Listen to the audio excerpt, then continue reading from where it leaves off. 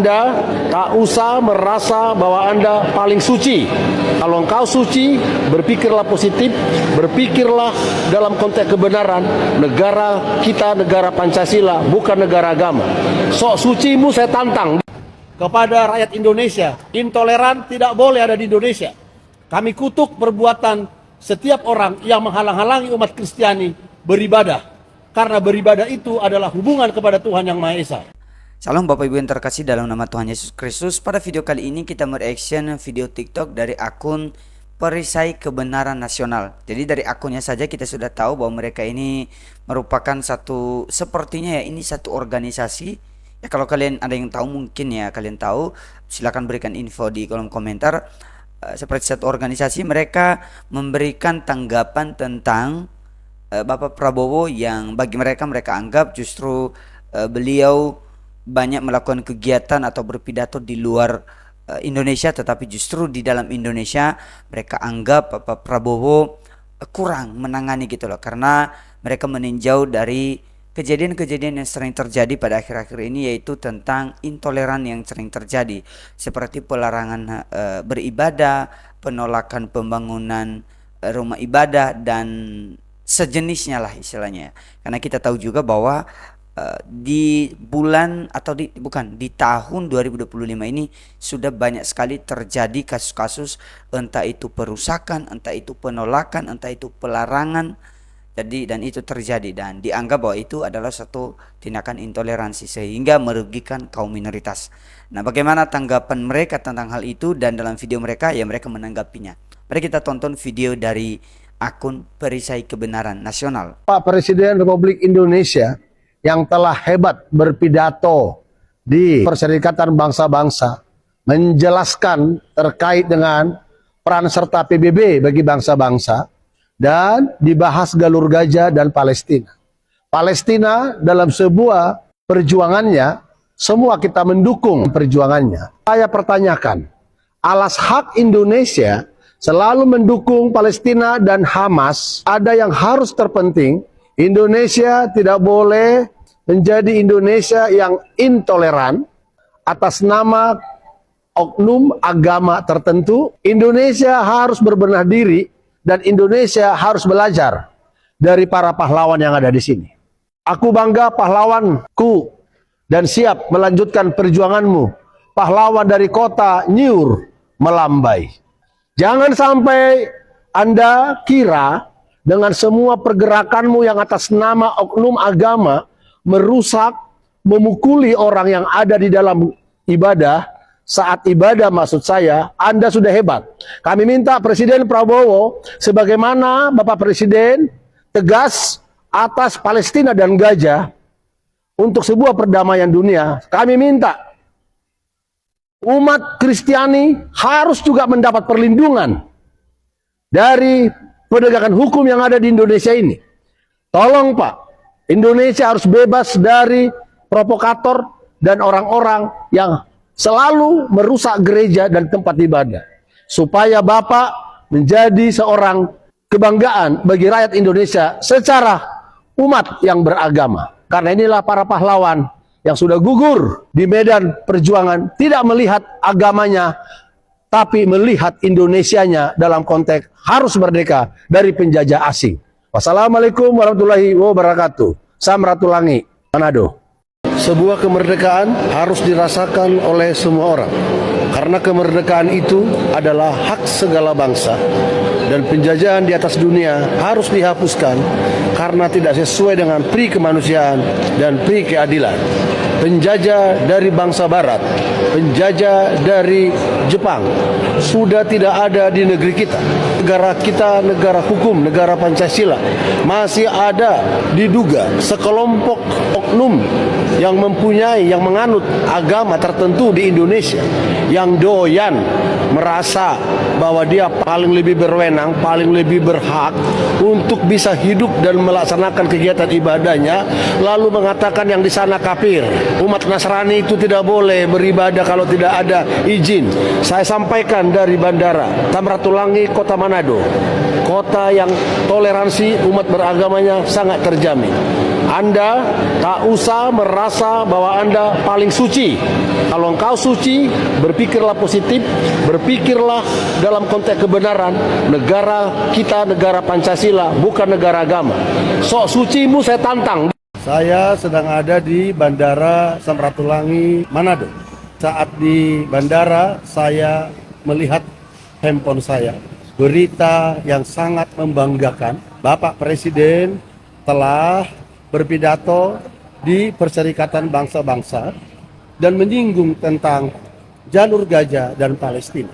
Saya sebagai aktivis, Ketua Umum Perisai Kebenaran Nasional, menanyakan kepada Bapak Presiden, alas hak Indonesia untuk selalu pro kepada Palestina, tolong dijelaskan. Jikalau memang alas haknya karena memang perdamaian dunia dan ketenangan umat manusia untuk seluruh dunia dalam konteks HAM, hak asasi manusia, dan konteks sosial, dan konteks kebebasan dan kemerdekaan, kita dukung. Tetapi Indonesia yang masih banyak intoleran, yang menghalang-halangi umat Kristiani beribadah dari kelompok tertentu, saya kutuk.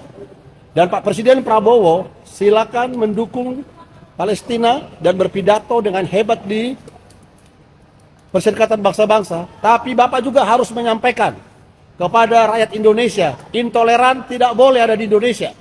Kami kutuk perbuatan setiap orang yang menghalang-halangi umat Kristiani beribadah.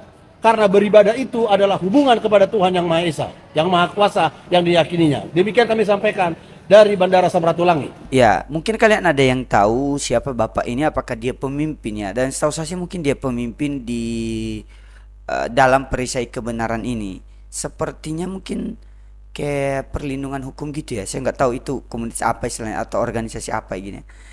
Nah, jadi kalau kalian tahu silakan komen lah di bawah ya.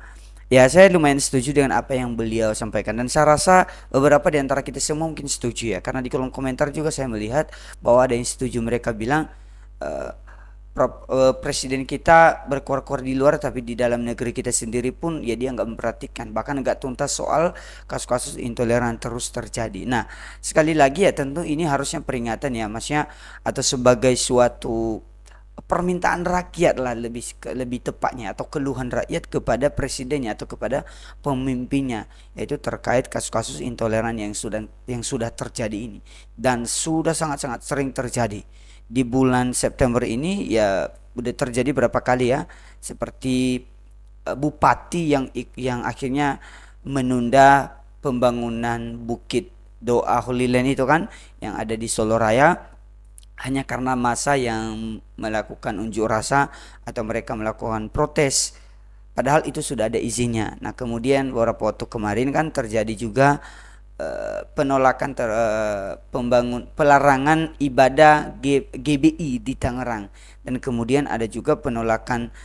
terkait pembangunan vihara. Nah, ini bukan orang Kristen ya, bukan hanya tentang Kristen yang dilarang gitu loh, vihara pun ya dilarang juga gitu, atau ditolak juga. Dan beberapa waktu sebelum-sebelumnya kan terjadi di Depok, di Cidahu atau Sukabumi, kemudian di Padang Sarai, di Kota Padang itu juga terjadi. Dan ini suatu hal yang sangat-sangat miris di negeri kita ini terjadi terus. Kenapa? Karena dibiarkan. Alasan sebenarnya bagi saya karena dibiarkan. Nah, saya sudah ulang-ulang, salah satu yang membuat sepertinya dibiarkan ya karena itu tadi, karena FKB 2 Menteri itu.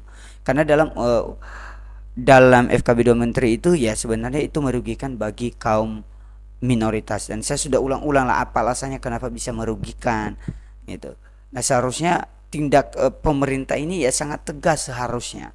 Seperti di Padang Sarai lalu itu ya, mereka sampai merusak dan anak-anak juga menjadi korban. Di Cidahu Sukabumi, saya nggak tahu kasus mereka itu yang sudah ditahan itu ya, yang di Sukabumi yang katanya 7 orang ya, yang sampai istri-istrinya mereka itu datang ke Pak Deddy Mulyadi, atau mereka datang untuk minta keringanan gitu. Nah, itu juga agak nggak tahu diri ya, udah salah masih minta keringanan. Nah, gitu. Gimana menurut pendapat kalian ya? Jadi saya dalam hal ini tentu saja sepakat dengan apa yang disampaikan oleh Bapak ini, atau oleh apa yang disampaikan oleh perisai kebenaran ini tadi. Jadi dalam hal ini saya setuju dengan mereka. Ya, sebelum terakhir Kita menonton dulu video dari Gerakan Peace ID di mana mereka menanggapi soal bupati di daerah atau di tempat Bukit Doa Holy Land itu dibangun, dan bupatinya tadi kan saya sampaikan bahwa dia memberikan persetujuan untuk menunda atau stop dulu lah pembangunannya. Nah, mari kita tonton dulu bagaimana tanggapan dari Gerakan Peace ID. Bupati Karanganyar, Jawa Tengah resmi menunda pembangunan wisata rohani umat Kristen di wilayahnya. Mau tahu alasannya apa? Gara-gara pembangunan wisata rohani umat Kristen itu diprotes ormas intoleran. Astagfirullah. Jadi Bupati Karanganyar, Robert Kristianto, resmi menunda pembangunan Bukit Doa atau Holy Land di Desa Karangturi, Gondang Rejo. Keputusan ini tertuang dalam SK Bupati Karanganyar yang ditandatangani 2 September 2025. Penundaan ini untuk menjaga kondusivitas dan mencegah terjadinya konflik sosial, katanya. Pemerintah daerah berkewajiban mengedepankan kepentingan masyarakat luas selanjutnya. Penundaan pembangunan ini berlaku hingga penyelesaian masalah dengan masyarakat atau sampai diterbitkannya pencabutan SK Bupati. Sebelumnya, Forum Umat Islam Gondang Rejo mengirim surat keberatan ke pemerintah Kabupaten Karanganyar pada 1 Agustus. Lalu diikuti audiensi Laskar Umat Islam Karanganyar ke Pemkab pada 6 Agustus. Video penolakan para ormas ini bisa dilihat di akun Instagram Jesus Army ID pada 20 September. Di video itu terlihat beberapa anggota ormas berkumpul dan membentangkan poster menolak pembangunan Bukit Doa Holy Land. FYI, proyek Bukit Doa atau Holy Land diinisiasi Yayasan Keluarga Anugerah Surakarta. Fasilitas ini akan dilengkapi dengan gereja, bukit doa, dan sekolah teologi. Proyek ini diharapkan jadi ikon pariwisata baru di Karanganyar. Semua izin yang diperlukan kabarnya sudah dikantongi. Netizen langsung panas merespon langkah bupati itu. Iman kalian kenapa sih? Tulis seorang netizen. Bagi para ustadz dan kiai, tolong umatnya dibinanggi semakin hari kata sing intoleran. Banyak muslim yang menjadi radikal pemikirannya, tulis netizen lain. Mau sampai kapan kayak gini terus, tulis yang lain. Pendeta Yeri Patinasarani juga ikut berkomentar satir lewat akun Instagramnya pada 23 September lalu. Dia bilang tugas gereja versi pemerintah daerah Konoha adalah menjaga keamanan daerah supaya tetap kondusif dan nyaman. Caranya adalah dengan tidak beribadah, menghentikan pembangunan gereja, mengembalikan izin yang sudah didapat. Menghentikan rumah belajar, mengusir diri dari hak tempat ibadah, tidak boleh komplain kalau diusir, persekusi, dan harus kalah. Sedangkan tugas RT atau RW atau lurah, bupati atau FKUB dan masyarakat Konoha adalah memastikan gereja menjalankan tugasnya. Demikianlah akhir semua warga hidup berbahagia selama-lamanya, tutupnya. 3 fraksi di DPRD Karanganyar juga mempersoalkan pembangunan Bukit Doa atau Holy Land, yaitu PDIP, Gerindra, dan PKS. Mereka menganggap proyek itu nggak sesuai dengan rekomendasi Kementerian Agama Karanganyar. Apa yang dilakukan Bupati Karanganyar itu kontras banget sama apa yang dilakuin Gubernur Jakarta Pramono Anung.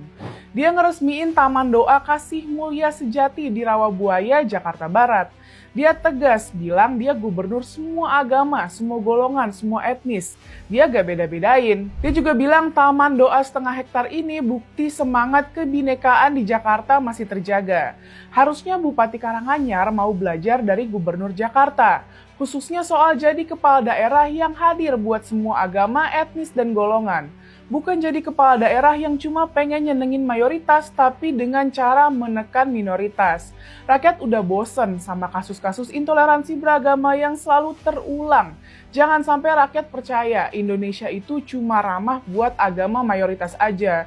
Yuk jadi kepala daerah yang hadir buat semua umat agama. Ya, menurut saya seharusnya ya setuju ya bahwa ya harusnya nggak perlu takut dengan masa seperti itulah. Harusnya justru kita pemerintah ya harusnya tegas. Kalau pemerintah seolah-olah diatur oleh rakyat yang seperti itu, ya nggak apa-apa kalau benar. Tapi kalau dalam hal bagi saya ini bukan suatu kebenaran, ini justru sesuatu ketidakadilan kalau mereka melakukan penolakan yang seperti itu hanya atas dasar mayoritas, hanya atas dasar iman mereka sendiri. Padahal kita ini negara Pancasila ya, negara Pancasila yang seharusnya dimanapun siapapun ya bebas untuk membangun rumah ibadah, bebas membangun melakukan ibadah, ya nggak perlu apa ya istilahnya, sebenarnya izin ya nggak perlu ya, tentu kesepakatan di antara mereka lah istilahnya. Tapi kan katanya kan di dalam kasus ini sudah ada IMB-nya, baik sekolah teologinya maupun wisata religinya maupun sekolah gerejanya, sudah ada semua. Harusnya nggak ada halangan dong, harusnya nggak ada lagi yang menjadi suatu persoalan. Tapi tetap aja Bapak Bupati ini mengikuti juga maunya. Nah, ini yang tadi saya bilang, bagaimana rakyat tidak semakin manja dalam hal ini, khususnya mereka-mereka yang berperilaku intoleran ini. Mereka makin merajalela kalau diteruskan atau kalau dibiarkan. Bagaimana menurut pendapat kalian? Oke, silakan berikan komentar kalian di kolom komentar. Kalau kalian suka dengan video ini, silakan berikan like kalian. Apa usul kalian untuk kebaikan channel ini untuk ke depan? Silakan komen aja di kolom komentar. Tuhan Yesus memberkati kita semua. Sampai jumpa kembali. Shalom.